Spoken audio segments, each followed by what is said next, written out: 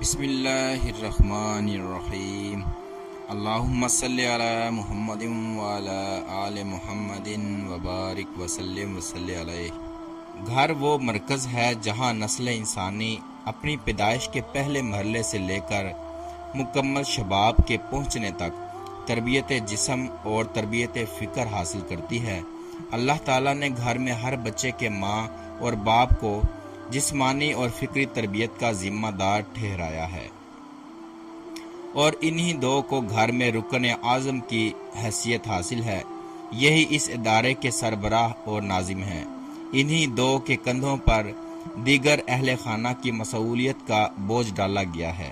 چونکہ جسمانی اور فکری تربیت ہی کارگاہ حیات میں عمل کرنے کے لیے انسان کو تیار کرتی ہے، اس لیے ضروری ہے کہ فرد کی فوز و فلاح کو اہمیت دی جائے۔ دنیا دارالعمل ہے اور آخرت دارالجزا۔ دارالعمل میں جیسا عمل کیا جائے گا، دارالجزا میں ویسا ہی ثمر ملے گا۔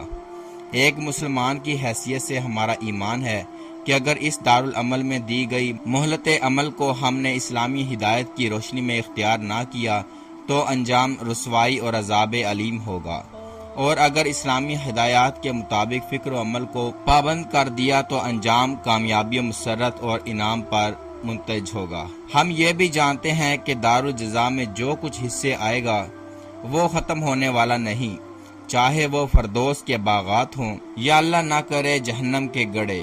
انسان کو اس دنیا میں شیطان مقصد زندگی یعنی عبادت سے غافل کرنے کی سر توڑ کوشش کرتا ہے، لہٰذا یہ بھی ضروری ہے کہ غفلت سے ہوشیار رہنے، اس سے بچنے اور نکلنے کی تدابیر اور کوشش میں ایک لمحہ بھی تساہل نہ برتا جائے۔ اسی کوشش کا نام دعوت دین ہے۔ اللہ تعالیٰ نے اس کی ترغیب دیتے ہوئے فرمایا، اے ایمان والو، بچاؤ اپنے آپ کو اور اپنے اہل عیال کو اس آگ سے جس کا ایندھن لوگ اور پتھر ہیں، جس پر تنگ خو اور سخت مزاج فرشتے مقرر ہیں۔ اللہ ان کو جو حکم دیتا ہے اس کی نافرمانی نہیں کرتے، اور جو حکم ان کو ملتا ہے اسے بجا لاتے ہیں۔ دعوت و تربیت کے امام مکرم ہمارے نبی صلی اللہ علیہ وآلہ وسلم کا رائی اور رعایا سے متعلق مندرجہ ذیل ارشاد بھی ذہن میں رہے، جسے عبداللہ بن عمر رضی اللہ تعالی عنہما نے روایت کیا ہے۔ تم میں سے ہر ایک شخص ذمہ دار ہے اور اپنے رعیت کا جواب دہ ہے۔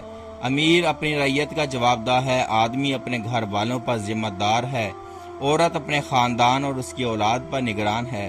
غرض تم میں سے ہر شخص کسی نہ کسی پر ذمہ دار بنایا گیا ہے، اور وہ اپنی رعیت کا جواب دہ ہے۔ اس حدیث میں مذکورہ ذمہ داری اپنے عموم میں زندگی کے تمام شعبہ جات پر مشتمل ہے۔ مرد کی ذمہ داری صرف مادی وسائل کے فراہم کرنے تک محدود نہیں، اور نہ ہی عورت کا فریضہ گھریلو کام کرنے، صفائی کرنے اور کھانا وغیرہ تیار کرنے تک محدود ہے، بلکہ مرد اور عورت دونوں اپنا اپنا دائرہ کار الگ الگ ہونے کے باوجود اجتماعی طور پر ایمانی اور معاشرتی تربیت کے ذمہ دار ہیں۔